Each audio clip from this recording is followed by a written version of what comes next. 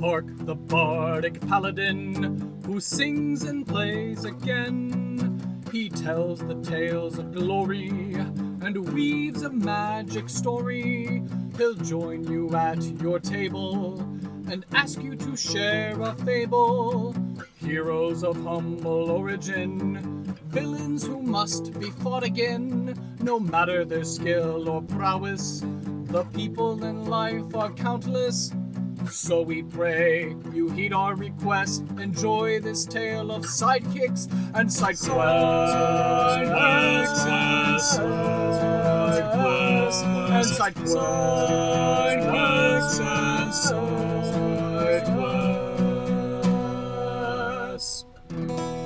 Episode 157, Abaddon Cain, the Bear Auctioneer.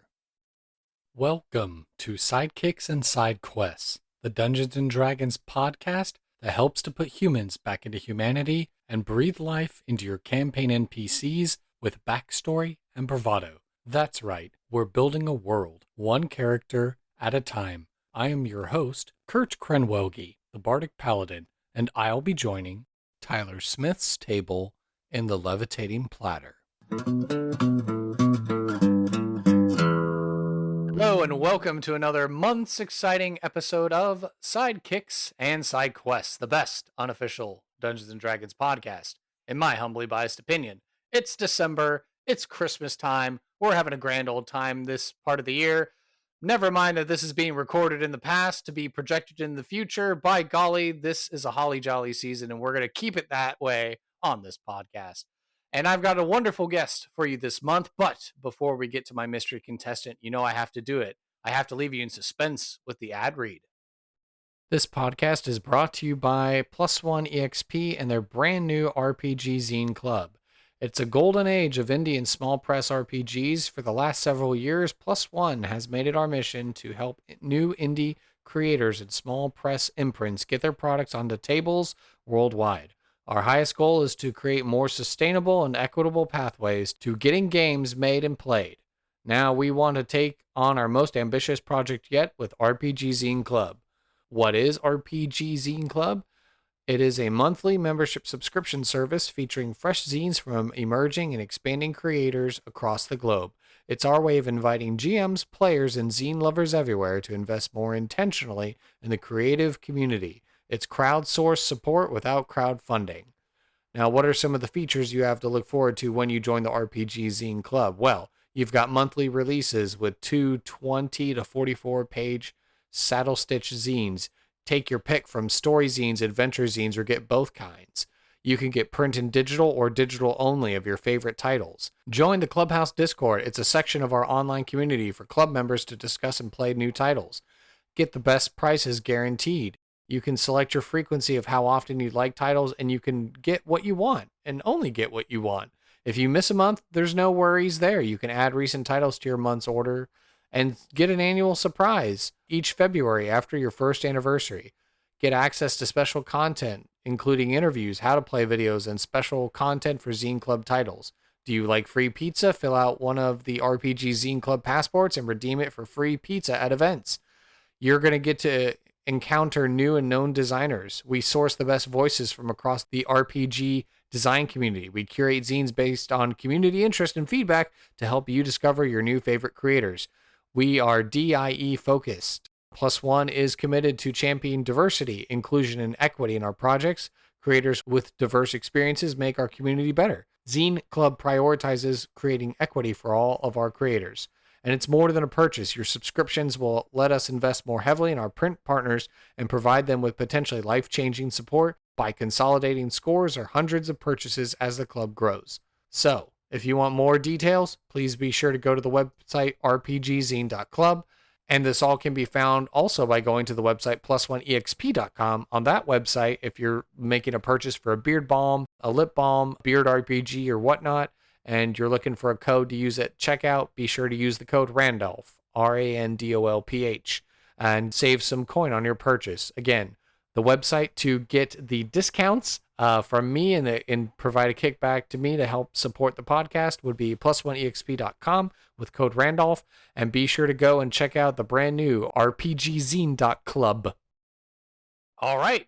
And now that that ad break is done, I turn the microphone over to my mystery guest and I ask, hello, fair traveler. Would you care to introduce yourself? Tell us who it is that you are and what is it that you do? Hey there, my name's Tyler. I'm a graphic designer by trade, but I've been doing D&D for wow, better part of 10, 15 years now. I think I started in 3.5, and then I've been running games in 5e since probably the very beginning, like 11 years at this point since it started. Wow. Okay. I got my start in college likewise. I always say Halloween night 2010, and we were doing fourth edition. So that's where we came in. And then when the switch happened, I was like one of the first, I was among, that first generation. It's like, Yeah, yeah, yeah. oh, okay, the fourth to fifth, like, okay, like I understand how this works, and this feels very old school, but it also feels like, not too dissimilar with what I was doing before. But now that we're this far in, even the 2024 rules are out now, and I'm still rocking the 2014 5e rules because, hey, if it ain't broke, don't fix it, or at least just feel free to liberally borrow from the newer edition of basically what were house rules that we were doing anyway into the game. So being this far in, how do you feel like your time, playing D&D over the years and through the different editions and even different TTRPG systems has been? Yeah, well, my first experience with TTRPGs in general was 3.5, and I remember having a lot of fun with that. Just because of the way the lore worked back then. I think the first character I ever made was a gnome. And see, no, the funny thing though back then about 3.5 characters for gnomes at least is that they canonically do not die of old age; they die of boredom. Oh. Yeah, so it was the most funny thing for me because I was like, okay, so like are there necromancers? And like at that point, 3.5 didn't have like a true like necromancy school for wizardry, right? You just had a Mm. specialization because everything back then had like prestige classes or specializations. And so Hmm. you couldn't like legitimately raise like a skeleton, but like you could get a familiar that was skeletal. Mm. Interesting. The running gag was that the gnome was deathly bored and he raised his neighbor's cat just on a whim and got thrown out of town. So like he would end up like banned from places constantly and he'd have to send his familiar in to go take care of errands for him. He'd like do like a disguise spell on him and send him in with like a bucket on his head, pretend he was like my dumb manservant. Interesting. Well, then I'm not totally far off then with the random encounter section of this podcast having invented a forest gnome necromancer who's an old Oh, man absolutely not. necromancer who has a little skeletal army posse crew that he's building at this point. Oh, those are always fun. I mean, necromancers are great. One of my players that I had for a long time before I left California was a good friend of mine named Ryan, and he had a character that he made for a Strahd game that I was running named Mortimer, who was he was a necromancer who 100% believed that he was a cleric. Interesting. And he was like, oh, he had like a list. He's like, oh, hey guys, how's it going? It's Morty. My name's Morty. Super nice to meet you. Like, I just like he was so like earnest and like people hated his guts. I don't know why. I thought he was hilarious. That's awesome. Well, yeah, I mean, it seems like we've already kind of gently dipped our toes into this question, Sure. but yeah, it sounds like you currently or you have played D&D before. Oh yes, quite a long time. Like I said, I started in 3.5. When fifth came out, I ended up really just liking DMing as a whole because I got to be every character rather than just my own. And Mm. one of the things I found that I was good at was just like ad lib work. Honestly, like every time I tried to run a pre-written adventure mod or something that I wrote myself, inevitably every time every DM knows it, stuff goes off the rails and you Mm. got to try to figure out what's going to happen on the fly, and I always found myself caught in the moment of like, oh crap, what are they going to do now? So I ended up just getting really good at like ad-libbing stuff. And so after that, I just kind of had a general idea of things, and then I would start big and go small. That's usually my thing. I make a big sandbox for my players, have a general idea of what's going on in any given area, and then when Mm. they go to set areas, get down into the nitty gritty micro of like what's actually going on in specifics. Yeah. Okay. Yeah. And so the way we got introduced, and that you're a guest of this podcast here today for our December episode, is we have a mutual friend, a Yes, we do. guest and friend of the show, Catherine, some Brisa art account. We love her, and she's good company, and she's a good friend. Oh yeah, very fabulous role player at the table and over text. Honestly, it's always a pleasure to see someone so engaged in material. And so, what you've been doing lately is you just have been running like a local game at comic book store or a game store or some such every week for your friends to play at.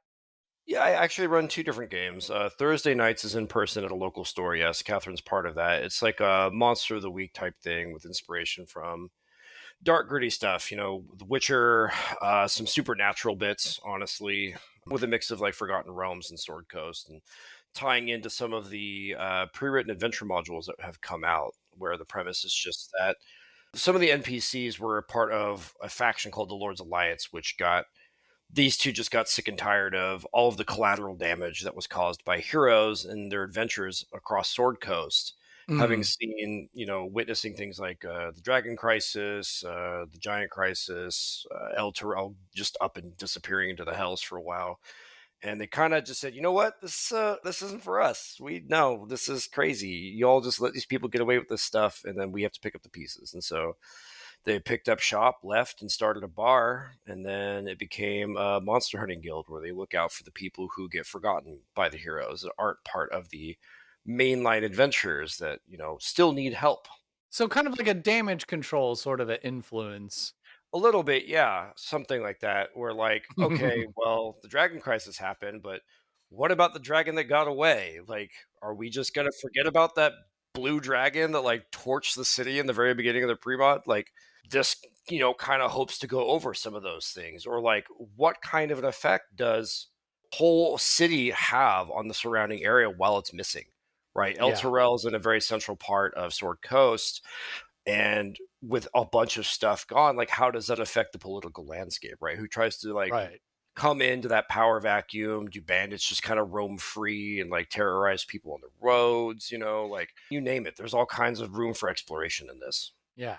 I mean, it seems like it fits in real nicely with kind of like how the beginning of Baldur's Gate 3 starts as well, which is like which picks up right after my understanding. I haven't run the module, but it takes place right after Descent into Avernus. Yeah, that's correct. One of the first NPCs you meet in Baldur's Gate 3, sorry, spoilers, is a guy from the Hell Riders who is a cavalry of knights that are from El Terrell that they, Mhm. recently got back, and they're essentially refugees at the Druid Grove in Baldur's Gate 3. But yeah, it Right. touches upon that stuff for sure. Like, yeah, Baldur's Gate, the events of that, and as far as the timeline in this Thursday game happened like 6, 7 years ago, which, for a lot of people in that kind of an environment, that's still pretty recent history. So Right. what kind of effect did that have? Like what things have been done in the meantime? So Yeah. it touches upon a lot of stuff that's like, well, who's looking out for everybody else, and like what about their stories, right? Mhm. What about the people who don't get ballads sung about them, right?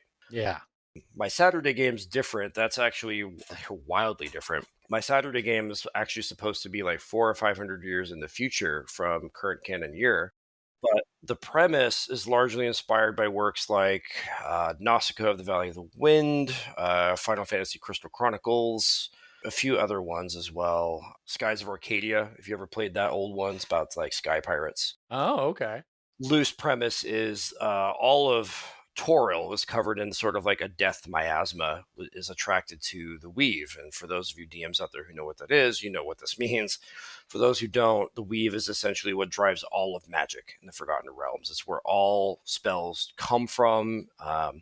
This particular mist, though, is like it's attracted to that, and if you breathe it in, it essentially sucks all of the weave out of you, effectively killing you and then crystallizing your body. And then Oh. that body goes out because it's now hardened, crystallized miasma inside your body. It goes out and seeks more weave. And so it's a little bit like Last of Us in that you have basically a ton of just like crystallized zombie amalgamations running around that seek out Oh. magic. And Creepy. most of society's wiped out. There's maybe like 7 cities left over. They all have barriers to try and protect themselves, but everything is largely gone to like airships and air travel, as they can't really travel by ground. And that, just to be brief, because I know we're getting a little off topic, but like it's exploring themes of like what happens to souls when they have nowhere to go, when millions die gods, in my opinion, when their power is derived of those who believe in them. What happens when millions die and there's no longer any power for those gods to be had? They can no longer drive those souls to their afterlife in the outer planes or wherever they're supposed to go. And so these souls just end up lost to the ethereal. What happens to those souls? What happens to the gods? What happens in a world where everyone feels like they've given up and they're just trying to make do with what's left? Mm. It's a bit Yeah. steampunky, things like that. Very cool. Yeah, no, that sounds it sounds intriguing. And I feel like there's some influences there from, well, what was it? I guess campaign 3 of Critical Role sort of toggled with that idea of like of the Oh, really? gods and how that one sort of ended. I'm ashamed to admit I'm actually unfamiliar with campaign 3. It's so much material to cover.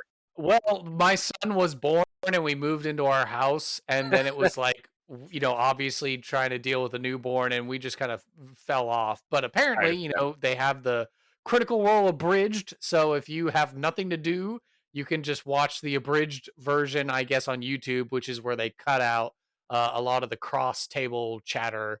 And so it really is just the purest story in the gameplay. So you can get a more condensed version. So it's like I keep meaning to start that one, but of course we live in a plethora, an age, an abundance Oh, of yeah. great TTRPG D&D content Oh, for all of absolutely. us to take in. Absolutely. I actually, I've only gotten like part of campaign 1, but I actually had the pleasure of meeting Matt Mercer and Liam O'Brien very briefly Ooh, while we were still in California. We were at the Renaissance Fair just north of LA. I think it was Irwindale or something like that. I forget the name of it, but ironically, of all people, my wife spies Liam O'Brien from like across the walkway, and she's the real shy type. She mentions to me, she's like, "Oh, hey, I think that's Liam O'Brien," and I'm like, "Well, why don't you go say hello?" She's like, I can't do that." I'm like, "All right, I'll do it." Stunned faces. Everyone's like, "No, no, no, no!" And I walk over there, and I just like very casually just walk up to Liam, like, "Hey, so my wife says you look like Liam O'Brien. You get that a lot?" And he's like, "I hope so, because I am Liam O'Brien." And I'm like, "Oh, really? Okay, great." And he's like, "Oh, and this is my buddy Matt Mercer." And I'm like, "Oh, hi."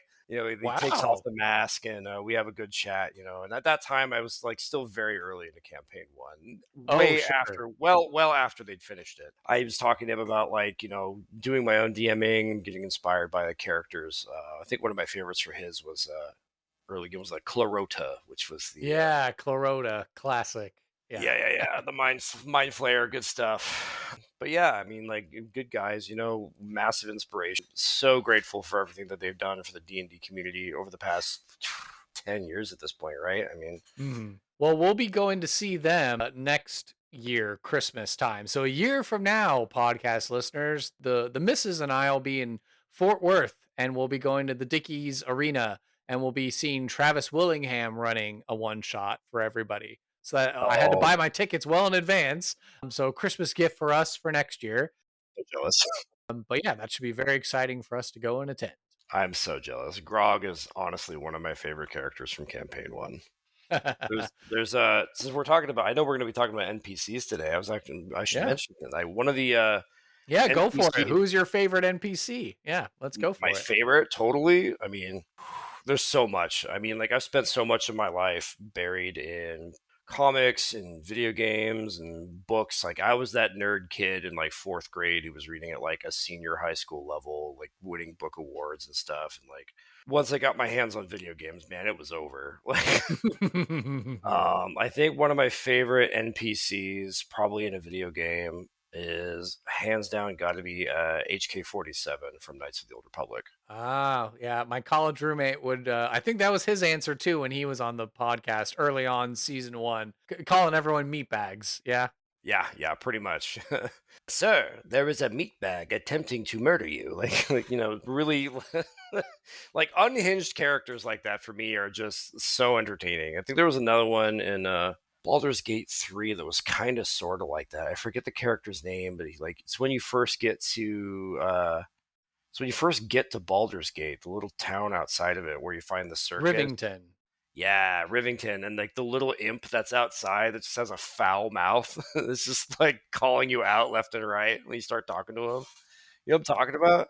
I'm trying to remember the imp. I mean, I did my very first playthrough as a version of Duncan from the podcast. So That like was fun. he made it his mission to find all the side quests and to talk to all the people and try to play as chaotically good as he could with his best bay, Karlak, at his Oh side. yeah, yeah. I love Garlic. But yeah, no, imp. I'm trying to Yeah, remember the I'm imp. I'm for I'm forgetting his name, but like, I know he, on this second playthrough I'm doing with our good friend Catherine, I'm playing an arcane archer fighter this time around, and I oh, that's found fun. the scroll. I found the scroll for the Quasit. So Yeah, so yeah, Elevar Sagebirth read the scroll, and now he yeah. has the little imp at his or the Quasit, I should say, at his beck and call. Yeah, yeah. Oh, Benji. I think Benji's the name of the little imp. Oh, okay. And where is Benji again? He's like right outside the gates of the carnival. You have to go through him for him to even let you in. Like he knows you're like Oh illithid, no, Benji's a basically. ghoul. That's it. I knew it was something. Yeah, He's a he's ghoul. hilarious. Yeah, he's Yeah. hilarious though. Yes. He's like, "You smell Um, bad. Smell yeah. not good." Yeah. Oh yeah, the murder butler's pretty funny too, but I haven't gotten all the way through a dirge run. My wife and I were playing through. We got to get back to that. I decided to play like a frenzy barbarian orc named Chuck, and all he does is throw things. Oh, that's his name. So he's just like Chuck Yeah, and he just throws yeah, things. that's Okay. Chuck likes to chuck, and he chucks everything, including people. But surprisingly not any nunchucks. Well, it's funny you say that because my wife decided to play a Gith monk named Norris. Chuck Norris. There we go. Yep. It is a So shame. It is a shame they don't have nunchucks in the game. But apparently with the big announcement that they're going to allow for unlimited modding, or at least Larian giving the mod tools or whatever to the yeah. community, probably someone will have introduced martial arts weapons so you could run around and have the Ninja Turtles. Someone will Oh, I'm make it so sure. that you could be a turtle, and Oh, then if you absolutely. download the Ninja Weapons one, then you could have the Ninja Turtles running around Oh, I favoring mean, you. absolutely. Like the modding community around Larian games is always fantastic. I mean, the same thing happened with Divinity Original Sin 2. So good stuff, though. So you would say Benji and then that other character from HK47 would be like your top NPCs. HK40, yeah. I like really funny, just kind of like unhinged, like what the hell is their deal, kind of like NPCs for like 100%. But I Mm. mean, there's so many different NPCs I like. I mean, one of my favorite games in the world to this day is still Metroid, and there's not so much an NPC in that so much as there's like the nuance behind a character like Adam. For those who are Metroid fans, Adam is actually her shipboard computer for a while. And then there's a lot of Okay. intrigue as to where he came from, which you pick up in other games. But I always like complicated ones too, with a lot of mystery behind them. Like I grew up watching stuff like Ghost in the Shell and Appleseed, a lot of Shiro Masamune works, and so having some complex characters like that's always been in my neck of the woods as well. Very cool. And yeah, since we kind of blended into it, the same other flip side of the equation, what's been one of your favorite B plot elements or side quests? Again, with video games, RPGs, movie, film, television, literature, etc. And why is this your favorite B plot or side quest? Oh man, I feel on the spot a little bit. That's a hard one because, like I said, I've been across so much material. But gosh, I mean, where do I start? I mean, I wouldn't say favorite or anything, but like I can remember a number of things that I always had tons of fun with. I mean, one of the first games I ever had the joy of playing was Ocarina of Time, which is a Mm. popular one amongst folks in my age group, and I remember totally getting lost with like the bomb chew alley and the fishing mini game, and just kind of like as an adult thinking back on it later, like, isn't the kingdom in trouble? And yet I'm fishing. I don't know about this. Like, or I guess while we're on Baldur's Gate 3, I think one of the most hilarious side things you can get is that iron flask. Yes. Because like my wife, I remember her first experience with that. She had no idea what was in it. I was like, Mhm. "Why don't you open it? Find out." She said, What do you mean?" I'm like, "Just open it. It's a little surprise. It'll be fine. It'll be fine. Trust me." It's like, no, and so she decided she was gonna throw it at something instead. And I think what'd she throw it at? I think she threw it at Raphael or somebody. Ooh, clutch. I mean, Yeah, at yeah, least it would have distracted him long enough. Yeah. yeah. So I mean, stuff like that's always fun. Oh gosh, I mean, I think some of my favorite questing I've ever done in a video game actually was from Borderlands 2, ironically, because the humor in that game, I don't know, man, that had me in stitches forever. Like, there's a point, particularly early in the game, I think, in like a snowy area, and like Handsome Jack's going off about like how much better he is than you, and like, oh yeah, I'm so freaking rich, I could afford a pony made of diamonds. And it's not like a statue or anything. It's a real pony made of diamonds. And he's like, "But Stallion, say hello." And you just hear like neighing in the background. I'm like, I could not keep a straight face that entire game. Like, whoever was in charge of writing for the second game honestly deserves a medal, in my opinion. But Mm, yeah, very, very fun stuff. I like humor in games more than anything. Like, I love nuance too, but like humor is what keeps me playing. I see. Yeah, there we go. That's a good quote. I like humor in games. Keeps me going. That's a good one. Yeah. Yeah. We made it through the sidekick and the side quest questions. We now come to the ultimate question here in the personal interview section. Tyler, Sure. what are you passionate about and why? I'm just passionate about storytelling in general. Always have been as a kid. Like I said, I grew up reading any book I could get my dang hands on because that's all I had. I grew up in the sticks in like the northern end of California, and not a whole lot to do up there when you're a nerd and you like video games and comics. Not a whole lot of room for that. So I grew up reading stuff like Treasure Island, The Count of Monte Cristo, Frankenstein, Dracula, like classic tales. And it was, I mean, that was it. I got really into it. And then with video games, it was even worse. Like I said, I got my hands on things like StarCraft, for example, was probably one of the first major PC titles I ever played in my life. And man, that story had me so hard. Like, I was no good at the game at all. I was like maybe 8 or 9, but like, dang, dude, that story, like that, I was really hooked on that one. Mm, And then a lot of stuff started coming out around that time. I think the early late '90s, early 2000s had a lot of really really solid titles. yeah. I mean, my friends and I, we played Smash Bros for ages. Original on Nintendo 64, mind you.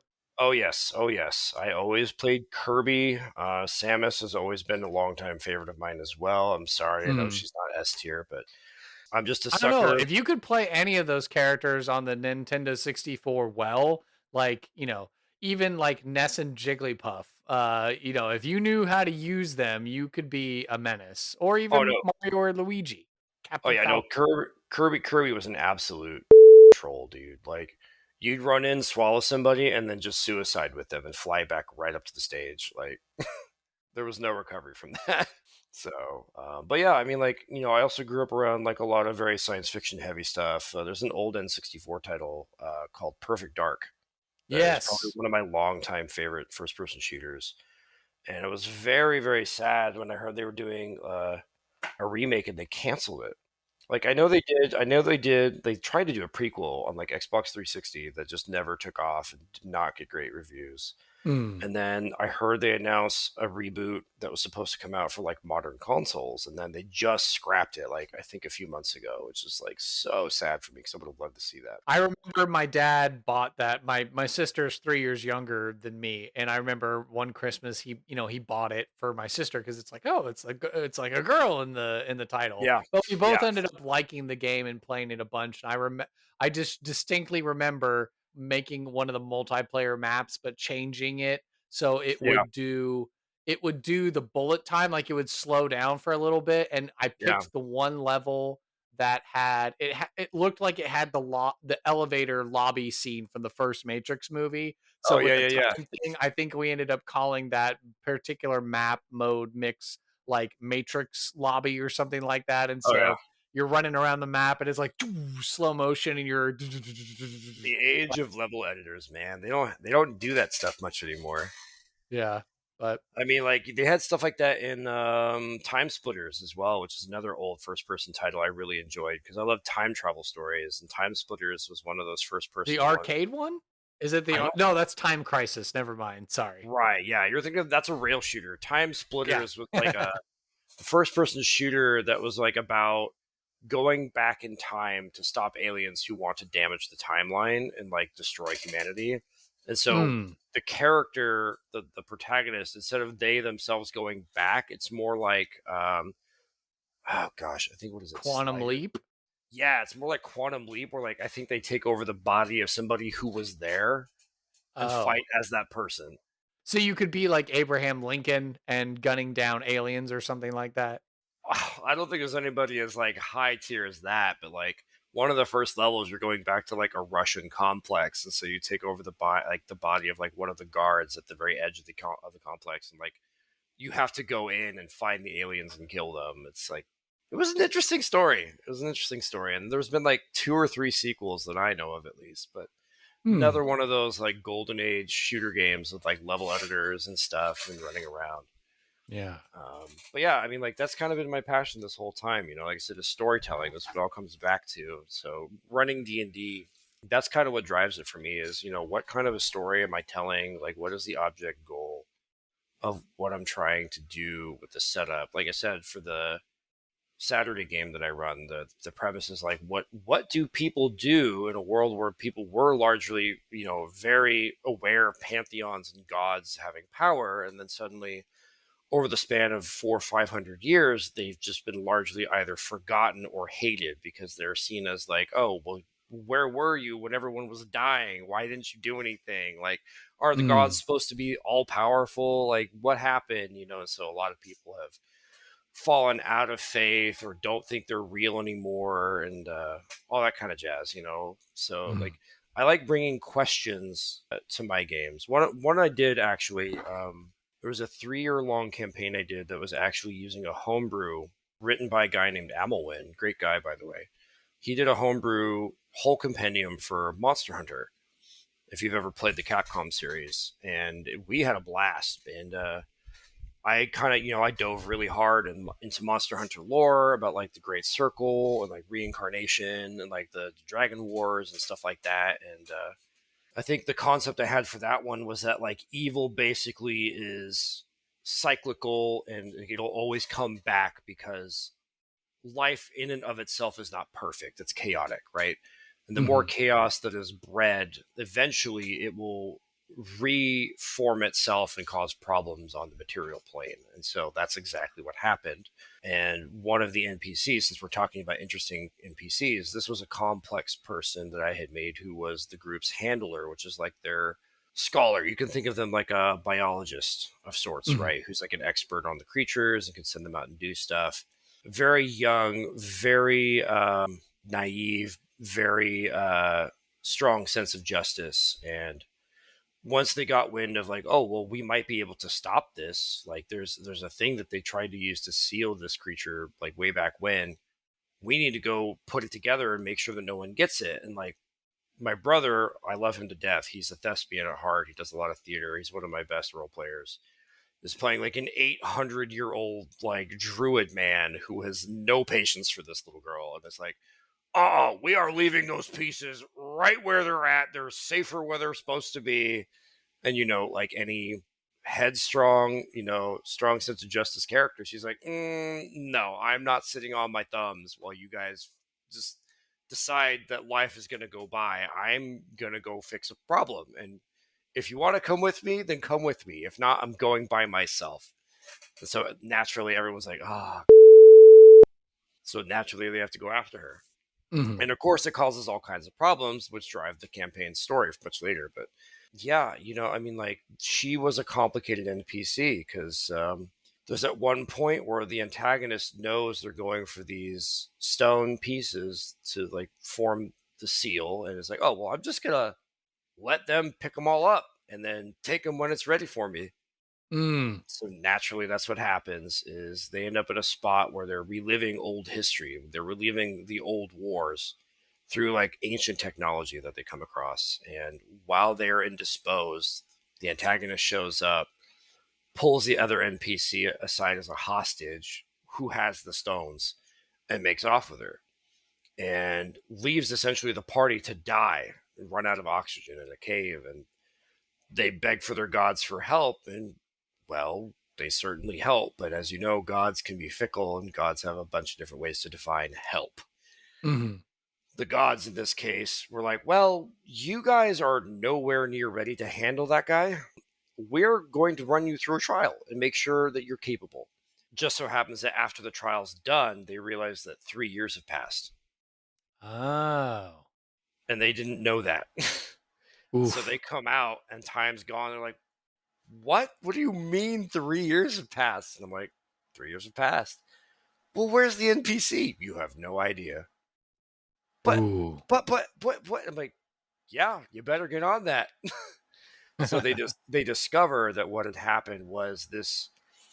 She was getting, she was young. She was getting tortured essentially, and she was a very prominent scholar who was just discovering magic, and with nothing but time on her hands, had earned the trust of the antagonist. Was studying more magic in her downtime, and then split herself essentially with a simulacrum. But I kind of homebrewed it, so it was more like, instead of being a direct copy of her, it was more like specifically her emotional side. I forget what they call it. It's not your ego. It's or is it your ego? I forget. It's like the id, ego, and something else. But Mm-hmm. the emotional part of her, ego, super ego. yeah, something like that. But like the emotional part of her, she essentially like separated herself from that. She did a severance. Essentially, yeah. And so that emotional half became like the antagonist's right-hand general, who was cruel and would use spells on people. And then she just kind of dipped off by herself secretly to go actually continue what she meant to do, which is studying the chaos and figure out how to stop it. She ends up making like a time bubble and finds like an old ancient tech facility and starts manufacturing, just like in the game, like equal dragon weapons. If you guys are Monster Hunter fans and know what those are, they're like robots essentially made out of the parts of elder dragons. It's like one part zombie, like one part robot, all powerful still. And there you she go. was just trying to crank them out. And so like in her little time bubble, like decades had passed. And so the characters, once they got toward like the end of the campaign, they had to reconcile the two, because they're like, well, how are we going to get our boo back? Like, they're separated, and one's like in her 60s or 70s. Like, what the heck, man? And I'm like, you have to figure that out, They eventually found a way to do it, and then it was one of those things where like the character was fully aware of what she had done. Like, even though they were split, she still considered herself completely responsible for everything that happened, while her like essentially evil half is out doing stuff that, not great stuff.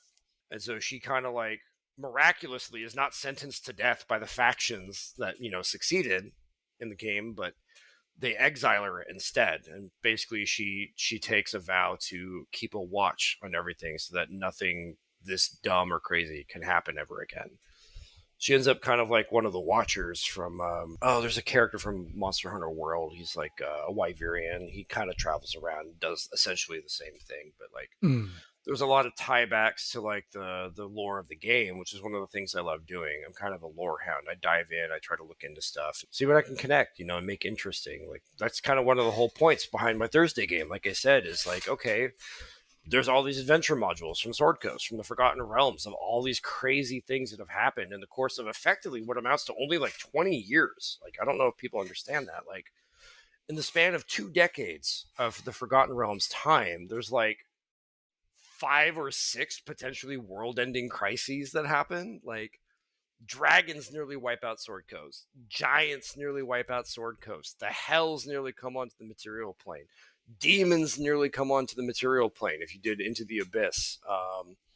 The whole nonsense with the Death Plague and Chult. Vecna and that whole story for the Rise of Vecna. Like, that's like high tier play. Like, there's a bunch of crazy stuff that happens, right? So that was my inspiration behind the Thursday game, which is like, okay, well, yeah, like all these things are happening, but you're not those people. You're everybody else that doesn't get written about. What stories are you telling about the people who are unknown, right? It's sort of like, I guess like unsung tales kind of thing, or like, soldiers who like you don't know their name, but they get a grave, right? Because they died. There's a whole wall in this particular Thursday game that's run by a grave cleric, a fallen Asimar grave cleric named Alarin Voss, and he's like very.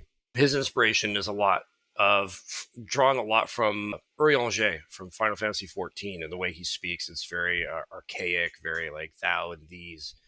But he holds like a constant vigil over this like onyx wall of obsidian where like anytime a hunter goes down in combat on a hunt or on a contract, their name gets etched into the wall and it's like a permanent remembrance kind of a thing.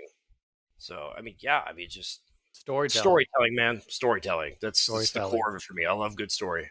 Perfect. Well, it sounds like we've learned quite a bit about our guest, and I think it's time that we head into some NPC creation. Sure.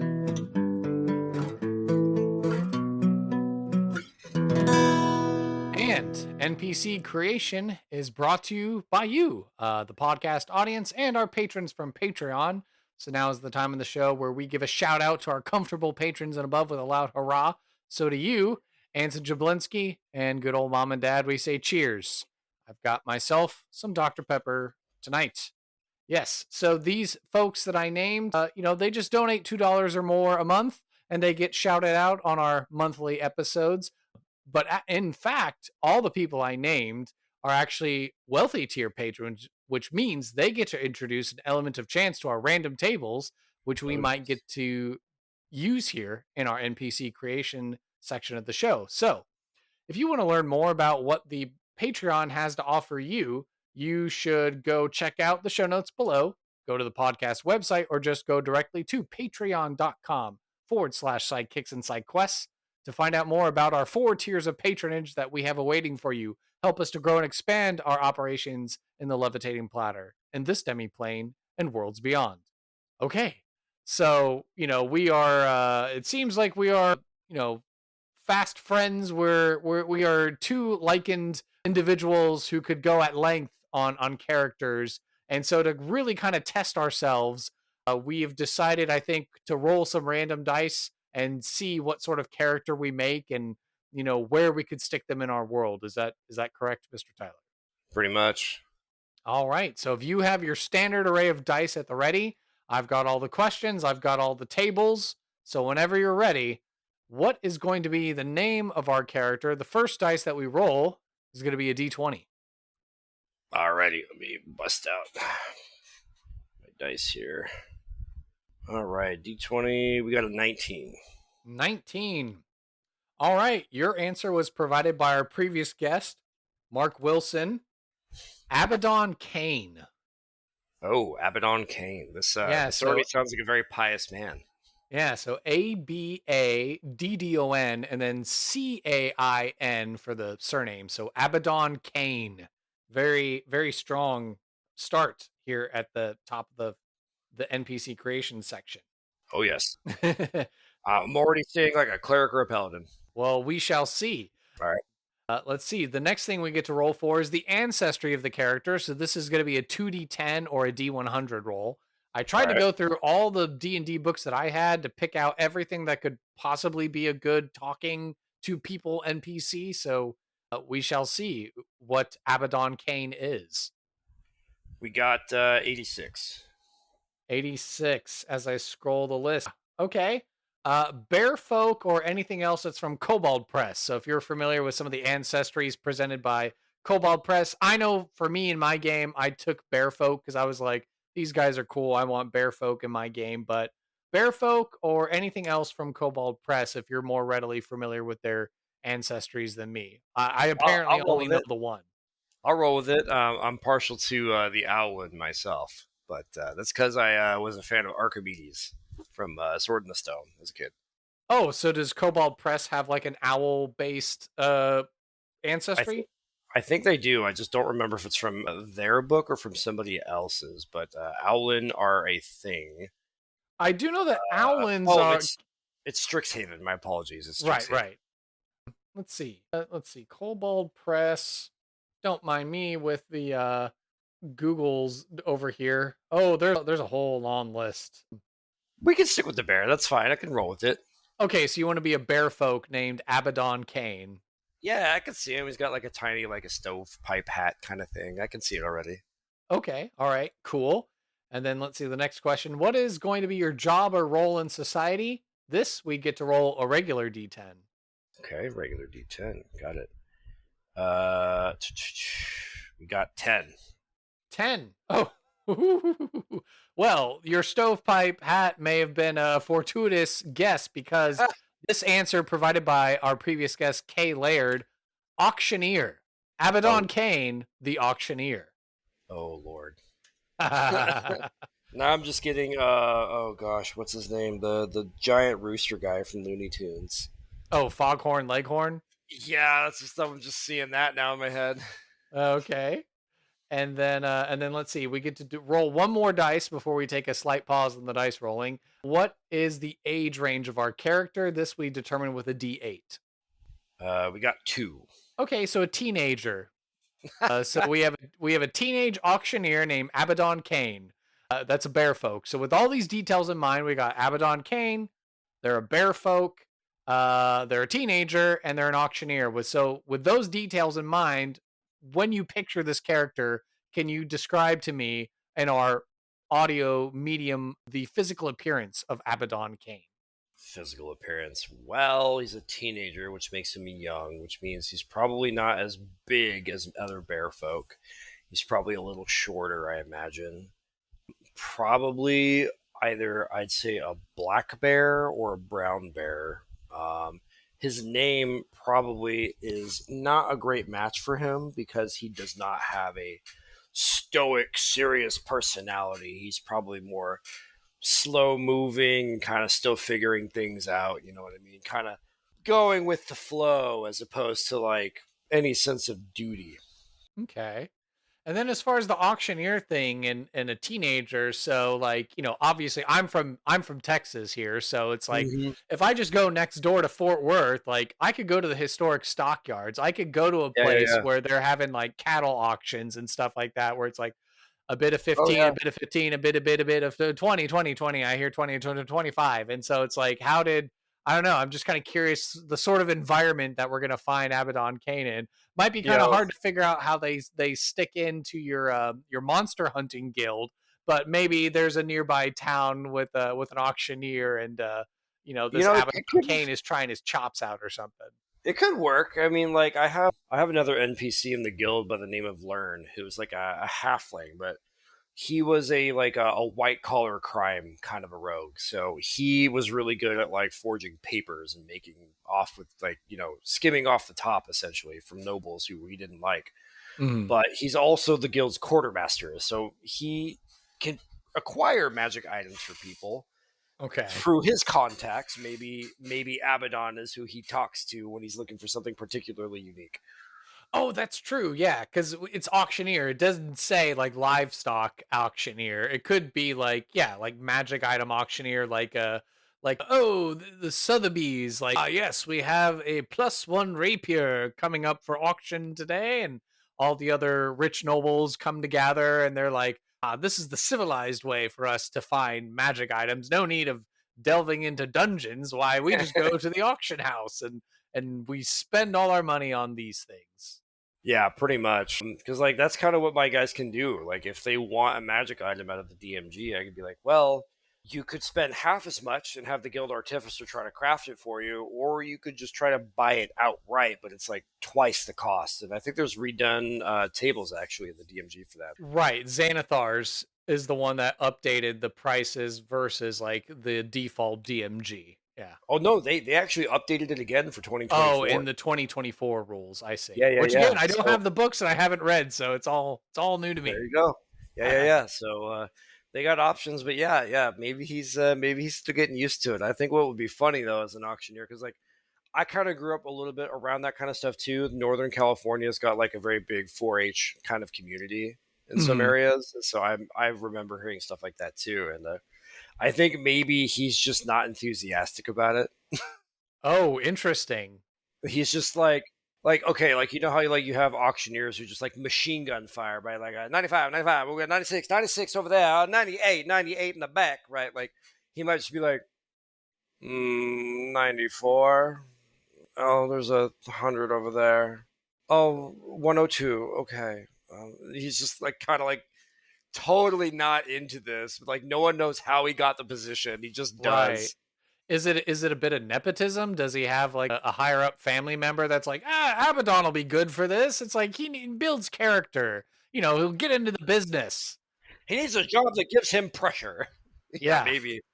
Yeah, maybe. Because, like, I figure, like, okay, if you're a bear, right, and you come from a family of other bears, the hilarious thing about this that some people might not know is a little bit of D&D lore here. Like, I'm thinking about, like, werebears in Mhm. particular. Well, lycanthropy comes in many flavors, and some people might remember from things like 3.5 that different kinds of were creatures had different alignments. Werebears in particular were lawful good. So like the running joke that Smokey the Bear is just a lawful good werebear ranger. It's just, Oh, okay. maybe along those lines of maybe like his dad was just like, you need a good and proper job. Like you need something that'll make you good on your feet. Like think on the fly. And he's like, but I don't want to do that. Well, too bad. You're my son, and I get to tell you what you do. Okay.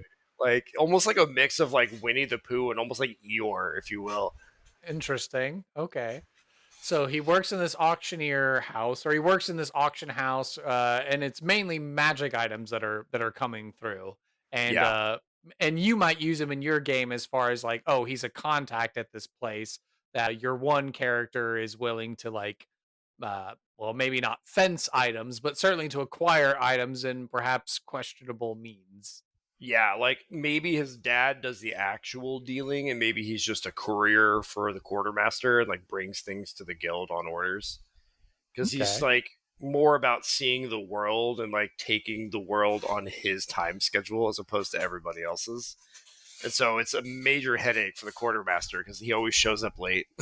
Well, that's cool. Okay, so but for anyone else who's going to use Abaddon Cain in their world and in their game, certainly it'd be very interesting to see a bearfolk teenager, in an auction house, kind of running this very laissez-faire sort of auction situation where these people are like desperate to get their bids in because they're trying to outbid, and seems to me like more fights are breaking out in the auctions that Abaddon's running than like other people that are like they're keeping it energetic, they're keeping it fun and like getting people hyped up to bid. Maybe Oh yeah. people are getting bored or in Abaddon's ones, or they're starting fights because they're like, I've already raised the bid up 5 times already, and Or Abaddon's like still like 3 ones back or something like that. or like more hilariously, I think if like we didn't want to give him like family and say like his family runs the place, I think what would be even more hilarious is if he was just literally an awakened bear. The reason he's a teenager is because he's only been awakened for like 13 years. Oh, okay. That's another way you could do it. But like he's still like old at heart, or like he's still an adult at heart. He's just only been awake for so long. And so the running gag is like you go to the auction house and you're waiting for the auctioneer, but all you see is a bear and like a stovepipe hat. He's like eating, and you're just like, what? Where's the auctioneer? And then all of a sudden he just starts talking. Right. Yeah, that's a different way to do it if your setting doesn't allow for bear folk per se. It's a Yeah. fun way to twist it as far as like an awakened bear. Like a nice druid just was like, you know what? I think you need a job. This would be a good job for you to have. Oh yeah, especially at like a druid grove. It's like, yep, that's Abaddon Cain. Why did you give him such a serious name? I don't know. I was drunk at the time. Huh. Okay. I had too much Entmead. Yeah, pretty much. But I think it would be like it just harkens back to like a story I've heard about like making like an awakened horse rogue who just like walks into places and he steals things, but he talks and no one will ever believe that you got mugged by a horse because he's an awakened horse. There we It's just go. like that's just like his catchphrase is he'll just like steal something from you. They'd be like, go ahead, report me. Report that you were mugged by a horse. I'm sure that will go over well. Like, Okay. And as we're learning about our fair Abaddon Cain, it helps us with role playing purposes. We're already kind of figuring and doing that now a little bit, but Describe Abaddon Cain with 3 adjectives that you think best exemplify this character. Carefree, laissez-faire, and slow moving. What is it? Like the complete opposite of what you want as an auctioneer. Like, Absolutely. I'm a slow guy. I'm just going to keep going slower and slower. So people are like, "Oh, this is taking forever." And it's like someone's desperately holding their hand Oh up yeah. and waving it, Oh like, yeah. please register my bid. And he's like, oh, yeah. And you too. Yeah. You have a bid on this. Yeah. Like he's almost as bad as turtles. Oh. Or sloths from Zootopia. Oh, Flash. Yeah, absolutely. Yeah, that was. Wait, no, don't distract him. Don't distract. Oh, you distracted him. No. Yep. Oh, I'm going to wait now. Okay. Yeah. Oh yeah. All right. So getting a better idea of Abaddon Cain. And we like all of our NPCs on this podcast to have something cool on their person. So to randomize this, what's going to be a valuable item, a piece of lore, a secret, or an ideal or concept that Abaddon Cain would ascribe to? This is a combination. So we do a D4 for the category and a D6 for the particular thing. Okay. I guess I'll start with my D4 here. We got a 1. Okay, this will be an item and then a D6. What item does Abaddon Cain consider valuable? Also a 1. Ooh, okay. Well, this answer was provided by previous guest and my niece, Lexi. Okay. A crystal necklace from the Astral Sea. So Interesting. why is this valuable to Abaddon Cain? Now that's interesting. So I think one of the things that I always like giving characters interesting personality quirks or interesting personal hobbies of theirs. Maybe he has this necklace and maybe it allows him to visit the Astral Sea while he's attuned to it. So for those of you who've done Spelljammer or any kind of travel into the astral plane, it's very dangerous because your soul is essentially tethered to you by a silver thread. And if that's ever severed, you are basically lost to the astral plane. Your body no longer has a soul in the material plane, and you're just kind of boned. Oh, so this necklace lets you astral project, is what you're saying. Yes, I think so. Maybe he gets Ooh. to see other places in the astral plane because that's all he really wants is like, you know what? Somebody woke me up 13 years ago, and all I get to see is this. And he points to like the city. It's gross, it's dirty, it's loud. Like, what's the point in being in the woods anymore when you can now talk to people? Do you know what it's like to try and talk to a squirrel? Like, come on, man, I need more interesting people. Where am I going to find more interesting people? I can't make it to Waterdeep. I can't make it to Baldur's Gate. But I got this neat little crystal necklace and it lets me see people in the astral plane and I can go to different, like, planets and talk to people, at least for a short time. Yeah, that's pretty cool. I like it. It's whimsical, kind of keeping on theme. And now just trying to figure out, more about this druid who awakened this bear and then was just like, all right, well, have fun. I'm going to go off and do my own adventuring thing, kind of tying into this theme as far as like, oh, this was someone who was busy doing like Descent into Avernus or Out of the Abyss or something, and then awoke a bear just because they were like, I need to test and see if this works. And then they were like, all right, good job, bear. And it's like, all right, I'm going to go off my adventure now. And then the bear's just like, well, what do I do now? Well, see, the funny thing about that is Awaken is a 5th level spell, which means it has to have been a druid of at least some note. But what I think would be hilarious is it was just like the dude, right? Like, let's in a drunken bender, like he just awakens a bear on a whim. Mm-hmm. Doesn't know what to do with him. It's like, oh god, what is that? What is that terrible comedy movie with like Mike Tyson and The Hangover? Yeah, like The Hangover, where like they just wake up in Vegas and they've got like a tiger or some like. It's like that. Like the druid just wakes up from a drunken bender on mead and just like he awoke a bear at some point. He doesn't remember doing it at all. And now he's too ashamed to admit that he's done it. Because now it's like a child, right? It's like this bear is suddenly smart and has all these questions and is trying to ask him all this stuff. And he's like, I I am not ready to be a father. I am, nope, sorry, bud, you're on your own. You know, the survival of the fittest, right? You're from nature, you'll be fine. You're a lot bigger than a lot of other people. Yeah, Yeah, you'll be fine. he just straight up dips. Like Okay. that's the thing about druids, right? Like I've always seen druids as more like either true neutral or chaotic neutral or neutral good. Like no in between. Because like you're either for nature or you're about the freedom of nature, right? You're not really about society and like laws and like living as man lives. You would rather do as nature intended. Unless you care about the laws of the jungle. Sure, but then those aren't really laws. Those are just kind of like unspoken, like, all right, if you eat me, you eat me. Like, like that's how it is. And so, yeah, maybe, I don't know, maybe his druid awakened him in a drunken bender and then just dipped because he didn't want the responsibility of raising a bear child. There we go. Yeah. Yeah. Again, whether you take it the bear folk angle or the awakened bear, we seem to be having fun dancing between the two of them. So, Oh, yeah. yeah, it's fun. Okay. And of course, we want all of our NPCs on this podcast to be able to have bright gold exclamation points over their heads for when the players go talk to them.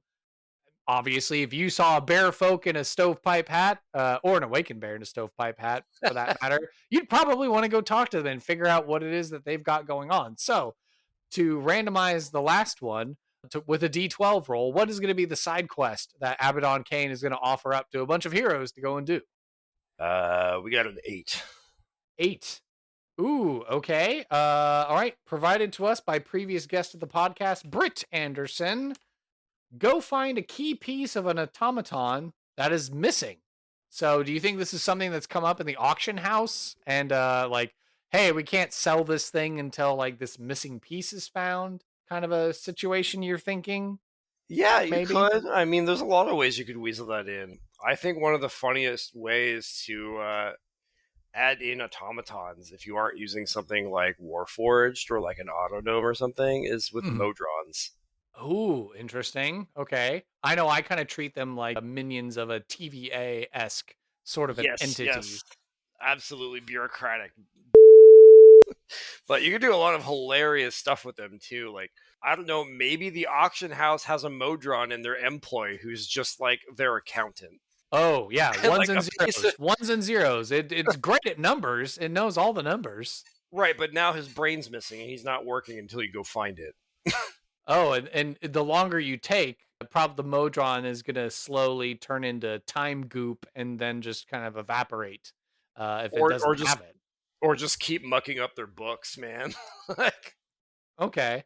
I mean, so yeah, okay, so we're gonna find a key piece of this automaton that's missing, whether it's gonna be a modron, or maybe you do a warforged, or you do an autonome, or you have some homebrew robot or some such.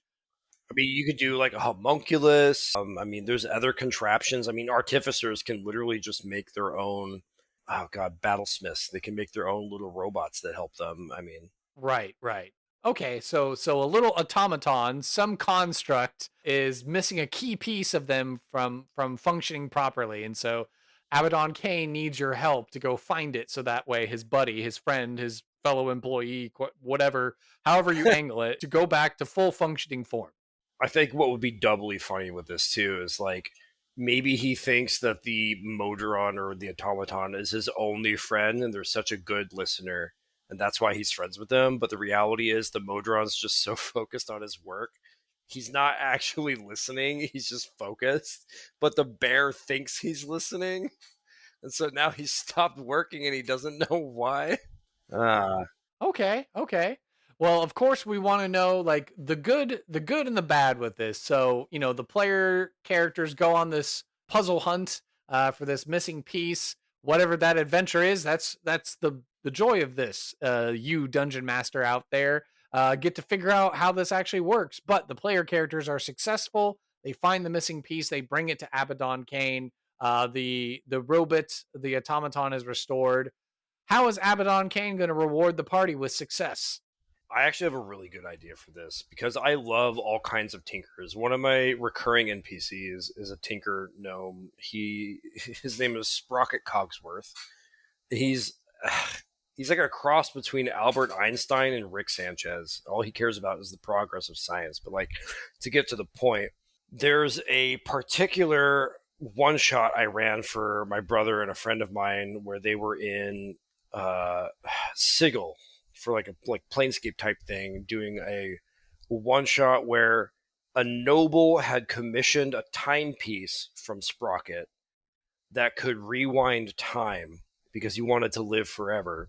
But he was such a dick to Sprocket that the way he constructed the timepiece was such that the minute he presses the button, he is doomed to relive the same, like, essentially the same death, like every 5-10 minutes in the most comedic way possible, like in just increasingly comedic. Like, you get hit by an anvil, a piano falls on you, like you fall in a portable hole, like dumb stuff like that. Maybe it is the correct version of this timepiece where like you essentially have a little stopwatch, like a pocket watch. When you use a magic action to click the button on top, you can rewind 6 seconds of time and you get yourself another action. It's recharged once a day. Okay. Only once per day. So it's kind of, what is it, like a Galaxy Quest where they're like, what does the Omega 13 device do? Well, it's enough to like take you back 6 seconds in time to redo one moment. Yeah. Exactly. Because but it's like, all within the size of a pocket watch device. Essentially, yeah. Like you hit the button and it rewinds 6 seconds, but just for you, right? Like you don't physically go back in time. Like, I mean, you could weasel it however you want at the table, like story-wise, right? But like mechanically, where I see this going is like, gosh, I wish I had another action handy. And you'd be like, you know what? Here you go. You get another action with your little timepiece. Interesting. Is it crunching into fighter territory a little? Maybe just a little, but like, you know, once a day having an action surge is kind of cool for other characters. And it's probably has to be attuned. So, oh, absolutely. Yeah, gotta attune to that. But okay, so this is like a I don't know, like an interesting item that Abaddon Cain has like not put up on the auction block yet, or they don't quite know fully what it does. I like to think that it's a pocket watch that the Modron themselves had from Mechanus, which makes more sense. Okay. So when he put his brain back in, he's like, oh, thank God. I'm so behind on my paperwork, but you know what? I need here, take this, because it clearly wasn't working for me. Like, oh, okay. That's cool. Okay, so then the Modron gives up this this magic pocket watch device that will allow anyone who attunes to it to get an extra action once per day. Yeah, like maybe it just draws from like Mechanus itself, right? Which, like, anyone who knows Mechanus, that would make total sense because it's all about machines, right? And all about the order of the universe. So I think that'd be kind of cool, actually. Okay, so you get a really cool Time Stoppers watch that lets you have an extra action. But now we have to consider the opposite. What's going to be the consequence of failure or refusing the call to the adventure? So the players stumble across Abaddon Cain, who's like, help my Modron friend. And they're like, no thanks, smell you later. Or they, however the adventure goes, the brain gets destroyed, lost, not returned, or what's going to be the consequence of failure or refusing the call to the adventure? Oh, well, geez. I mean, like, thinking about this from like a logical perspective of lore, right? Like, somehow binding a Modron to your service from the plane of Mechanus is difficult enough on its own. Like, maybe like a warlock could pull it off, because I think you can use like, I think there is a summon construct spell, or there's some kind of spell, I'm pretty sure. It's like a high level, 5th or 6th level spell, lets you summon like an extra planar creature. I think you can choose a construct, but needless to say, it's not easy, right? So somebody had to spend good money to get that Modron here, and now it's broken. So maybe it's a setback, like with that faction, where it's like, well, you were getting a pretty good deal on magic items. Like, you could just buy whatever you want at market price. Now you guys are going to have to join the auction like everybody else. Oh, and you have to do Abaddon Cain's auction, which means it's going to go as slow as possible. Yeah, there's no guarantee you're going to get what you want. at that Right. point, let alone at the price you wanted at. Fist fights are breaking out in the audience. People are like half asleep, not even paying attention, and Oh yeah, yeah, all sorts of chaos with a bear who's trying to run an auction. yeah, it's like Ferris Bueller all over again. Oh yes, yes, the actor. I'm blanking on his name. Wasn't it Stein? Yeah, it's Let's something see. like that. I know who you're talking about, but the guy who's just going Bueller, Yes, Ben Bueller. Stein. Yeah, Yes. yeah, So the yeah. actor, American writer and lawyer, who is apparently 80 years old. So there you go. Yeah, yeah. I mean, he was already in like mid-age when he did Ferris Bueller, so that tracks. Yeah, there we go. I think that'd be great. Yeah, maybe he just talks like him too. That'd be hilarious. Oh, Abaddon Cain talks like Ben Stein. Yeah, just like that character. I think that'd be a great inspiration. Well, I woke up, the druid awoke my mind, and I just don't understand what's going on. Pretty much like Bueller, Bueller. Okay. All right. So we've got you got and to develop a lot of patience for him. okay. Yeah. Okay. So then the failure or the refusal condition is like, okay, the modron just stays broken. You have to pay full price or double price, and you're only allowed to go into Abaddon's auctions. They won't allow you to like go to anyone else who's auctioning off items or whatever. Yeah, like you don't get special treatment anymore. Like you broke their accountant. They're very very expensive accountant. Like, Yeah. Okay. All right. And of course, we have optional questions here. If you feel like Abaddon Cain, I guess we're now deciding on Awakened Bear character. You know, sure, if you feel like there's more to explore there, or if you're ready to move on to the next section, we can do that too. I can do the optionals. That's totally fine. Okay. Motivations. I mean, like I said before, maybe he just wants to see more than just what this world has to offer. He wants to travel the astral and see all that life, the universe has to give. Now that he's awakened, he wants to see it all. He wants to be the smartest bear. I don't know about smartest, but I mean, one can have dreams of seeing the world and traveling. Why not the universe? Yeah. I'm just imagining like a bear gaining like wizard's levels, and now he has a spell book, and he's just like, oh, I think it's time to cast another fireball. And He he's just just he just like sits down on his butt. The grimoire's like hanging around his neck. and then let's see, how do his goals and motivations affect his general personality? I mean, if we're saying, like Oh, he's slow and depressed. Oh, he's depressed. Like he's oh, slow and like he's very carefree, but like it's because he's so bored by just life on this particular planet because he just wants so bad to go see other places. The minute he gets off this rock and finds someplace else, oh, then he'll be animated. Then it's different. Then he's gonna be like a interesting. kid in Disneyland. It's gonna be like on candy, dude. And now I'm waiting for the stories to emerge where people are like, you know what? Let's bring this bear with us and see what he can do. Right? Because then, like, ironically, that's when he starts talking fast. Yeah. He gets more powerful. He's like, oh, I'm going to start picking up spell class levels. Like, he's casting spells so fast because of his experience in auctioneering. He's just firing off like spell words like they're auctioneering words, which is frightening to think about. A fireball, fireball, fireball. Yeah. That's frightening to think about too, because like, could you imagine a caster that just like uses spoken components so fast that they can cast extra spells in combat? Like, Ooh. that's kind of scary, man.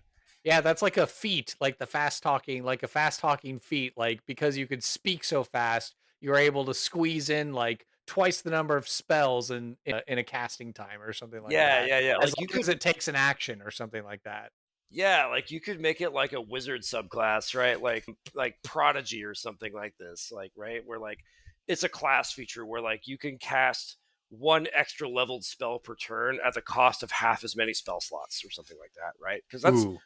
really really strong. Let's be real here, right? Like being able to cast more than one leveled spell a turn is very very game balance breaking. So there has Mhm. to be something equally Yeah, speaking you out use up balance. more of your spell slots faster.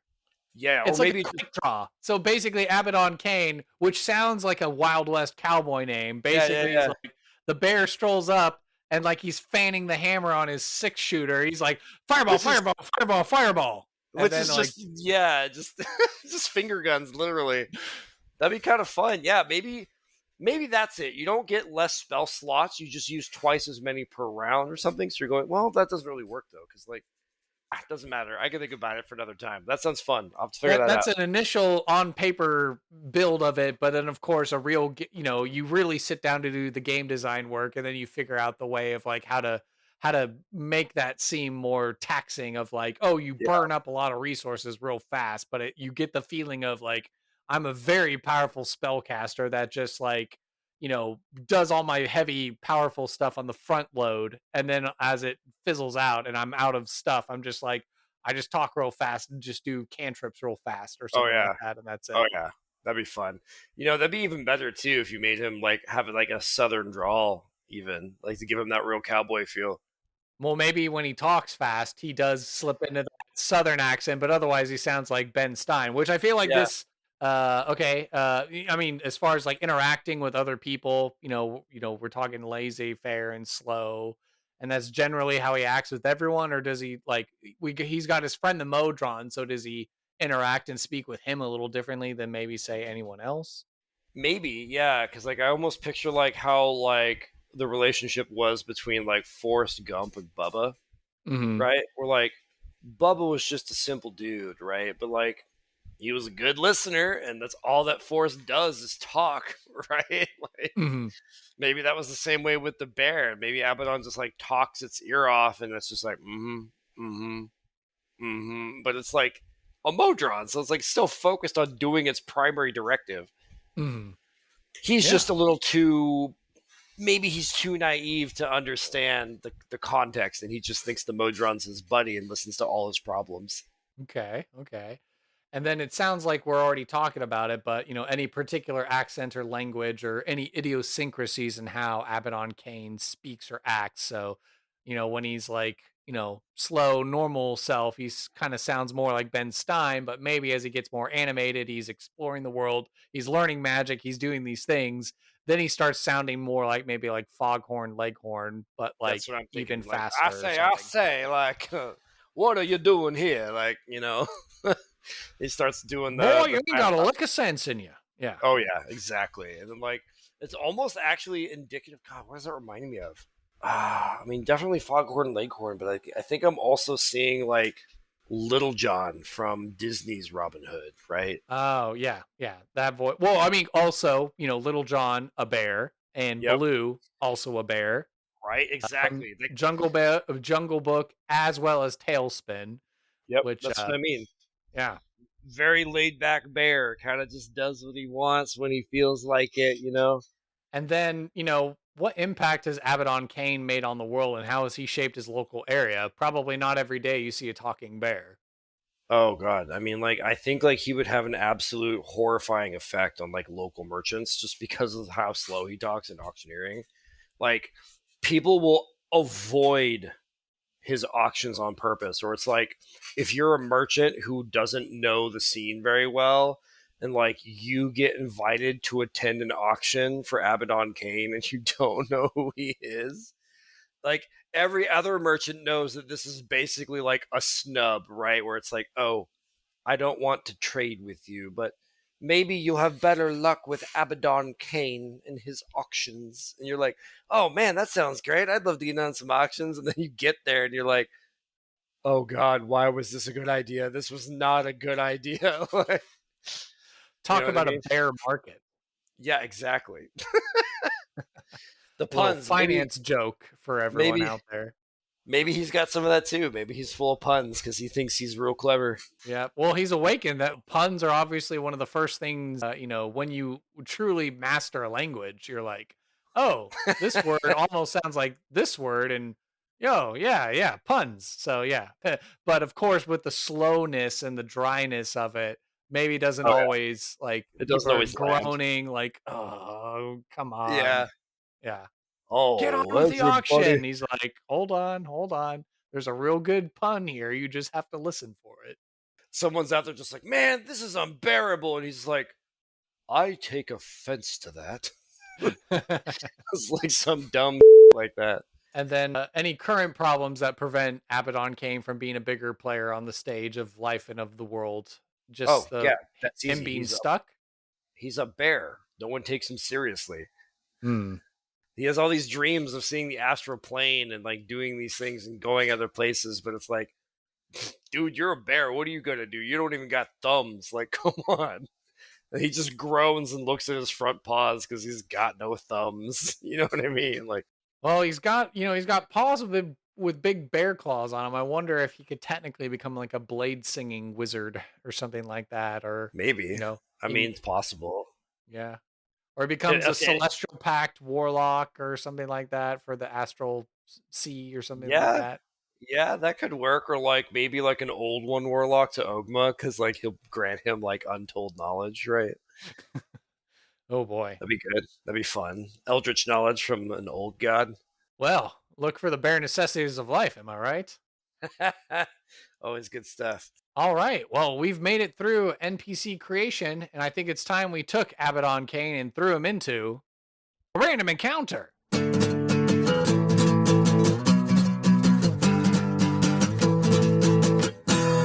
This random encounter is brought to you by my sponsor, Zencastr.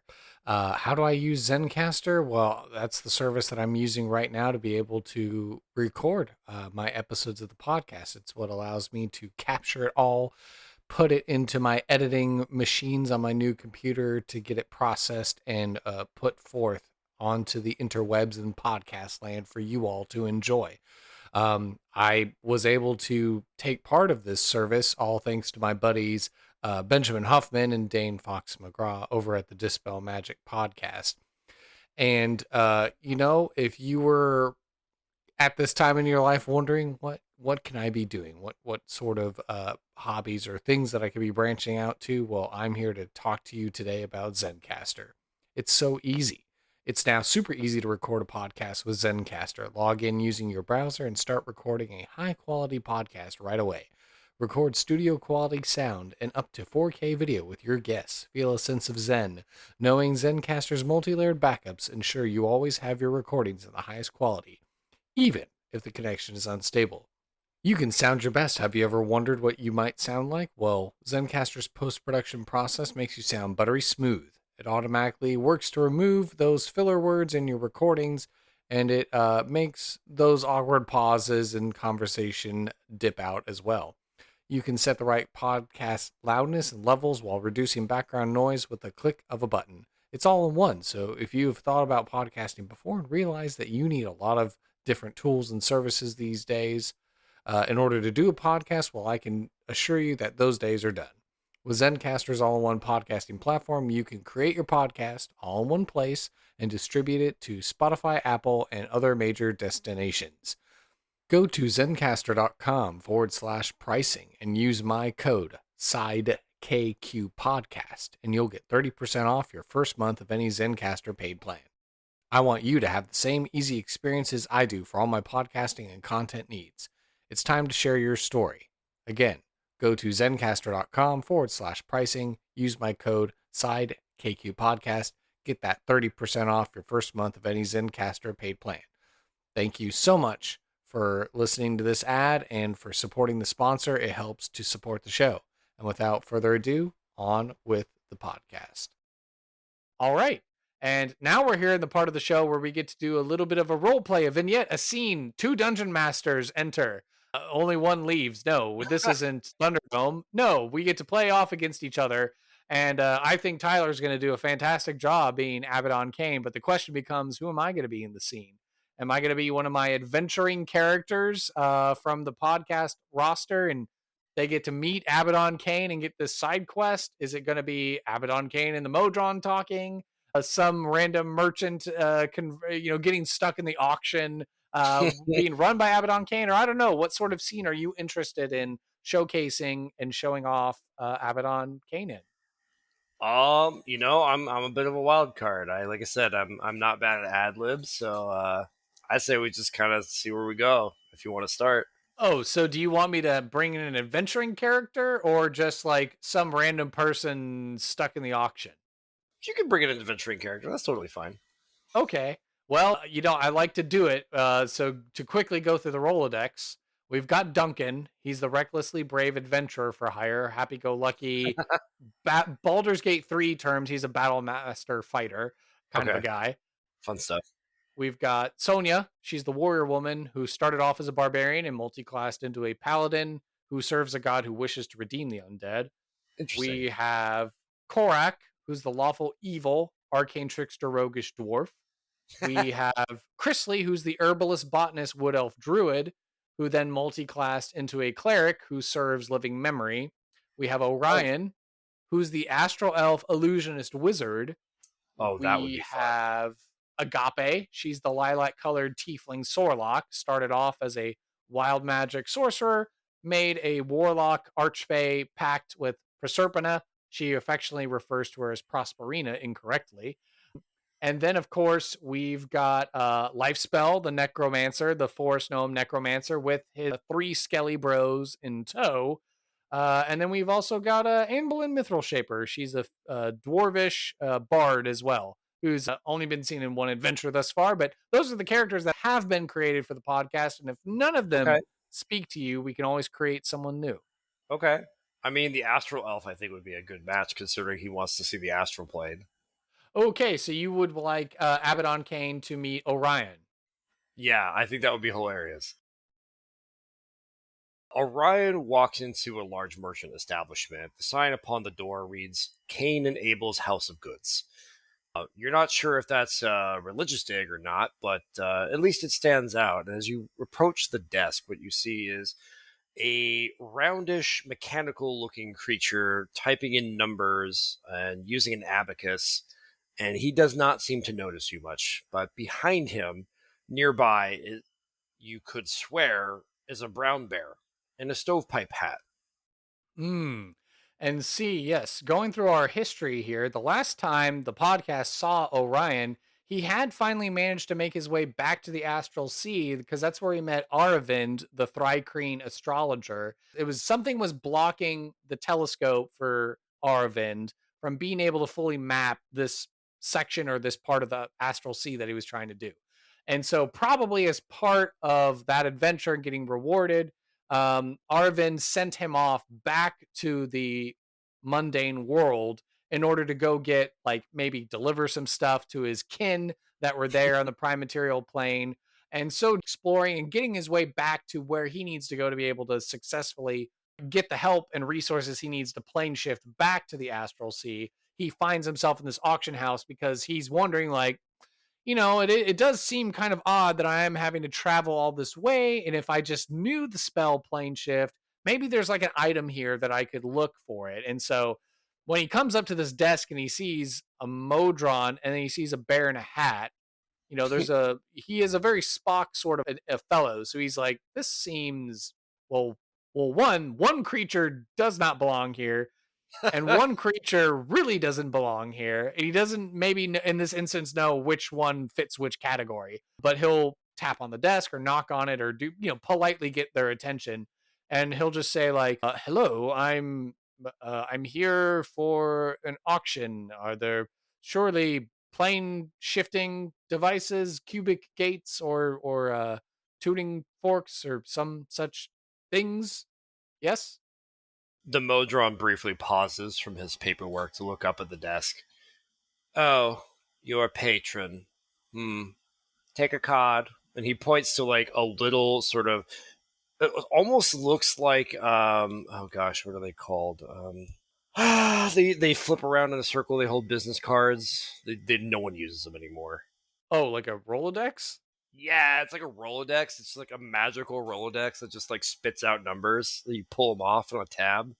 Okay. But as he's talking, there's another voice that's sort of talking over him, I would love to see the astral plane someday.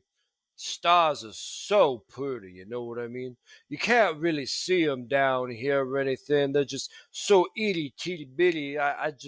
I love to see them up close. And you could see, like, very apparently, like, the Modron is visibly irritated and seems to just tolerate this.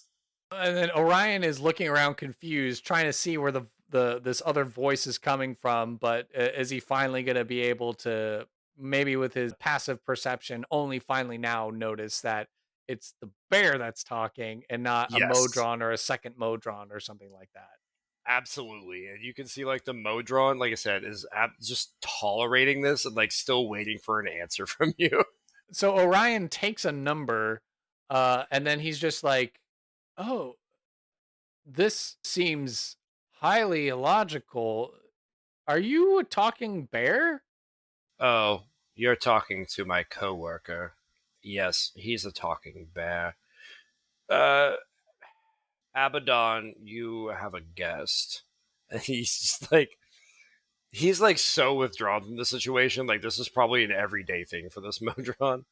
But the bear finally turns around and sees you, and for all intents and purposes, he just looks like a straight up brown bear with a stovepipe hat. But then a voice comes out of his mouth, which is what throws you off. Oh, huh. And he suddenly his eyes get big and wide as he looks at you. Well, what I'll be.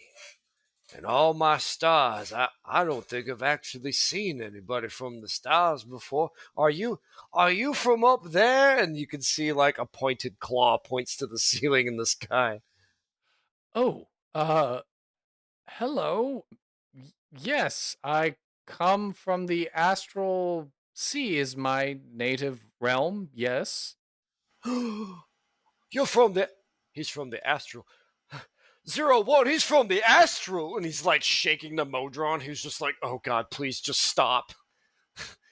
What's it like up there? Are there lots of stars? I heard of things called spell jammers. They fly around. You gotta have magic talking. You gotta use that to drive, right? Like you can't just pick it up and go places. You gotta like channel your magic into it and whatnot. I got some magic. I got some books. See, it's around my neck, and he's like pointing to like what you can see what looks to be like a wizard's grimoire hanging from his neck. I ain't much good at it right now, but I'm learning. I learned to read here in the last 10 years or so. It's very, very basic, but I'm this close to learning how to cast spells, I swear. Orion is flabbergasted. His jaw is just hanging open. He's just like, in all of the calculations I could have run, this was never in the equation. Like, he's just flabbergasted. He's just going to continue to let this bear talk. He's just like a bear that talks and a bear that's learning magic. Like, his and, brain is exploding. and now you suddenly understand why the Modron is just like, oh god, just please, just go away. Like, it's just tolerating him, basically. But which it's very unbecoming of a Modron. They're very driven by bureaucracy and their prime directives and what they're supposed to be Right. doing. The fact that it's even putting up with this would suggest that maybe this bear is a little bit more important than you thought. Hmm. But it's when he starts to introduce himself that you understand. Oh, I'm sorry. I'm sorry. I'm gabbing up the whole air here. I'm so sorry. I'm my name is Abaddon Cain, and he sticks out a big paw that's like as big as your head because he's a brown bear, Hmm. and that's when it dawns on you. Orion shakes it very cautiously, but he will shake the paw. He's not going to be rude. Yeah, he almost like crushes your hand without realizing it because he's still a bear. But it's the name that clicks with you first, as you realize when you walked in, this place was called Cain and Abel's House of Goods. Oh, you are a co-owner of this auction house? Oh, me? No, no, no. That's my that's my adoptive father. Yeah, he brought me in. He said I would bring in a lot of money to the establishment, but I'm not real sure what he meant by that. So I was just happy for a roof over my head and some food in my tummy, because well, no one really thinks I'm a person. See, I go to market to go buy food, and well, I usually just scare people away. So Dad says I gotta stay home, on account of scaring people. Oh. And you see like this Spock like astral elf illusionist wizard kind of get like a "oh, you poor thing" sort of a thing. Probably like not something that would normally happen for him, but he's just kind of like, well, this guy, this bear is just so endearing, and he's like, I can't possibly like ignore him or like refuse him or not want to learn more about him. And so he's just like fascinating, fascinating. And he points to the spell book and he's like, and you're learning spells. And so as a show of his magical skill, he will use like minor illusion and he like projects like a solar system type sort of display in his palm with like the galaxy swirling and rotating for Abaddon to be able to see. He's like, Oh, yes, this is the sort of magic that I do on a normal basis. he is enthralled. Like, you started conjuring stars in your hand, and all he could do was like stare with his mouth agape. You can see the reflections of your illusions, like in his eyes, which, like I said, he's still a bear, so it's like hard to read his emotion, really. Mm. Except he's emotive in ways that are unnatural for a creature like him. So it's a little bit of uncanny valley. Mm. Yeah, kind of like Brave or something like Yeah, that. Like a little bit. when mom's in bear form. Okay. Yeah, yeah. And so he's just kind of like gawking at your magic. And he's going through stars too, and in Elvish and in Common, he's saying like, "Oh, this star's name is this to my people," and like, "Oh, we regale tales about like this star and what it serves in our historical annals and histories and stuff." And he's starting to do a couple of those, but then maybe finally now he's picking up on like, this modron isn't acting very much like a modron that I've ever seen before. And so maybe he rolls like an intelligence and a check. And he's like, and he notices like there's a hunk of the modron missing. And he'll be like, oh, my apologies. He still keeps the illusion up, but he's trying. Sure. Abaddon is your compatriot here all right? He doesn't seem like he's fully himself. Have you noticed a change in him? 01. Oh yeah, he been ornery lately. He's normally a great listener. I talk to him all day. He's got ears for days, but lately he's been a little grumpy. Like, I think it's because of the hole he's got in his head. But I don't Oh. know really where it went. Yeah, he's got like a little bit of a hole in the back, but like I don't know how he's made or anything. So like I can't fix him. I just Mm.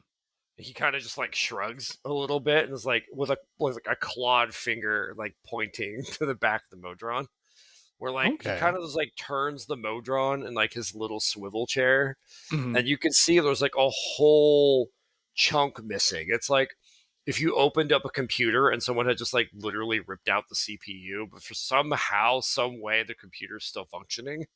Oh. Oh my. Oh, my apologies. This is the first time I've ever been up close with the Modron, but that does not seem like a good thing for your compatriot here. Have you tried looking around? Do you need help perhaps?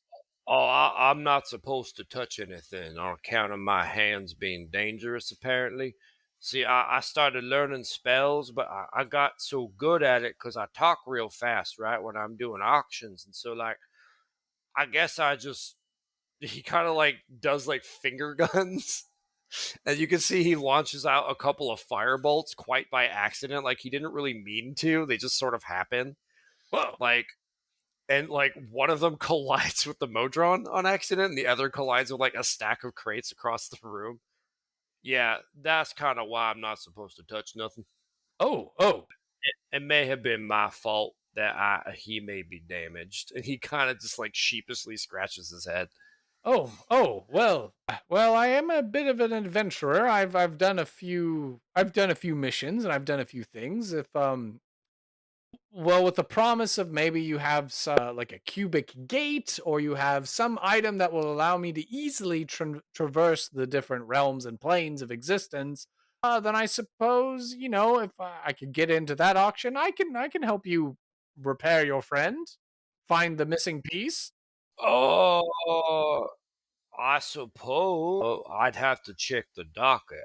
I don't really know if we got one moment. And he kind of, it's the weirdest thing for you to see him like walk on 2 feet because he's a bear, Hmm. and he pulls up like a clipboard and is like flipping through papers.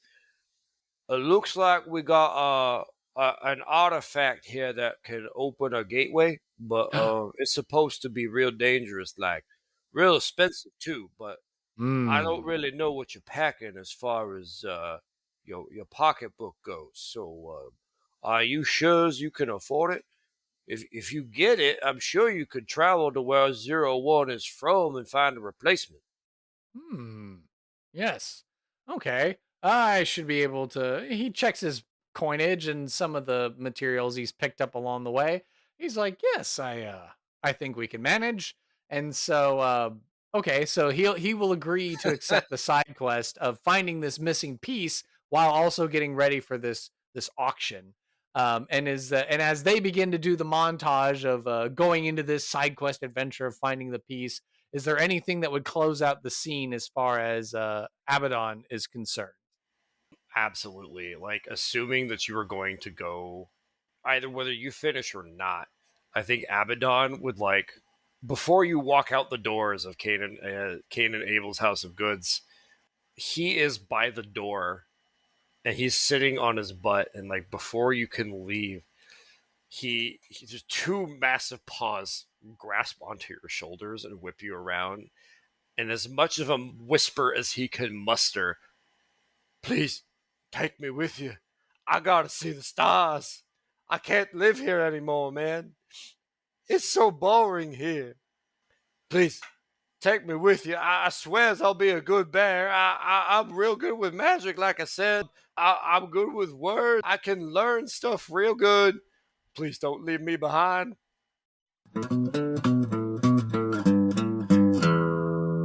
And scene, there we go. So how was it getting to play Abaddon Cain, the bear auctioneer?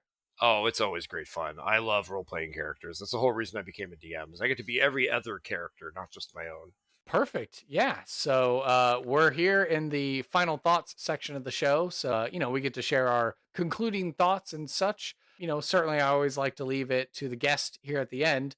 So if there's anything you want to plug, if you want to be found online, with your work or your D&Ds or whatnot, and then certainly any passions or causes we need to be made aware of, I want to leave that to you now. So final thoughts, plugs, all that good stuff.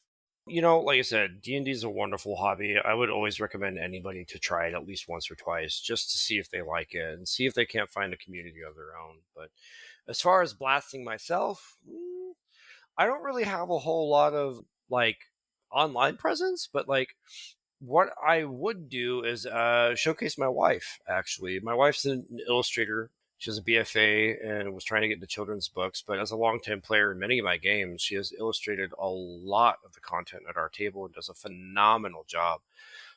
If you ever want to go see her work and give her a shout out and get her some attention, you can find her on Instagram. Her handle is Quackamos. Quack like a duck, Amos like the cookie, but smashed into one word. So Quackamos. She does just absolute bang up, stand up illustrations. In fact, one of the things on her front page right now is a movie style poster she did of that Monster Hunter game that I was telling you about that we did. That was the 3 year long running campaign with all of our characters, and it looks absolutely fantastic. But she's drawing all kinds of stuff, fantasy related. She's got a lot of traditional work, does a lot of D&D. I think she might be opening up commissions again as well. You could always reach out to her and see if that's something you're interested in. Like, I think one of my favorite characters, she's actually in my Thursday game, and I think one of my favorite characters of hers right now is a kobold barbarian by the name of Neeks with an intelligence of 7. He is dumb as a brick, but God, is he frightening in combat. But yeah. We love husbands that support their wives. Oh, So that's awesome. So all right, Tyler, it was awesome having you on the podcast. Certainly, this is Christmas time at the time of this episode when it comes out. So certainly here at Sidekicks and SideQuest, we want to wish you Merry Christmas and a Happy New Year, and to play good games with your friends and to make merry and have a good civil time Yeah, with your friends indeed. and loved ones. So thank you again. Yeah, thank you again, Tyler, for being on the podcast. I can't wait to have Yeah, you of back course. on, making even more interesting NPCs. Sure. Thank you for listening to this episode of Sidekicks and SideQuests. Be sure to subscribe to the podcast through Apple Podcasts, Google Play, Spotify, Amazon Music, Overcast, or YouTube, or feel free to save the RSS feed to use the app or player of your choice. Visit our website, sidekicksandsidequests.com, for links, write-ups of the NPCs, and to learn more about the show and the guests who have been on it. To stay up to date and interact via social media, you can follow the podcast on Facebook, Instagram/Threads, Twitter/X, and Reddit by searching for Side KQ Podcast. You can also find our small Discord community as well online. I would love to talk D&D and showcase your fan art, stories of how you used our NPCs, discussions, and commentary. And hey, if you'd like to hail the bard and send me a message, an email, you can do so by communicating with sidekicksandsidequests@gmail.com. To help this show be the resource it's meant to be, I ask that you leave a review on iTunes, 5 stars please, to help spread the word and share our podcast with your friends and family. Whether you're a veteran player or an aspiring dungeon master, there's something here for everyone, and I want to hear about it. As mentioned in the NPC creations section of the podcast, I do in fact have a Patreon for Sidekicks and Sidequests. If you love this podcast and what we're trying to do here, I would appreciate it if you would just go to the website, patreon.com/sidekicks and sidequests. No matter your lifestyle expenses, we have wonderful rewards at every level of Patreon membership tier. Modest, comfortable, wealthy, and aristocratic accommodations await, and we welcome all patrons to the Levitating Platter. Seriously, your financial support allows for this passion project to continue to invest in itself through the tools that will take our production to the next level, as well as provide more content for our patrons and the community at large. Please consider supporting me on Patreon if you can. Sidekicks and Sidequests is unofficial fan content permitted under the fan content policy. Meaning I'm not approved or endorsed by Wizards. Portions of the materials used are property of Wizards of the Coast. Copyright Wizards of the Coast, LLC. Thank you for your support, and I'll see you at the pub next time. Bar to rock on 1, 2, 1, 2, 3, 4.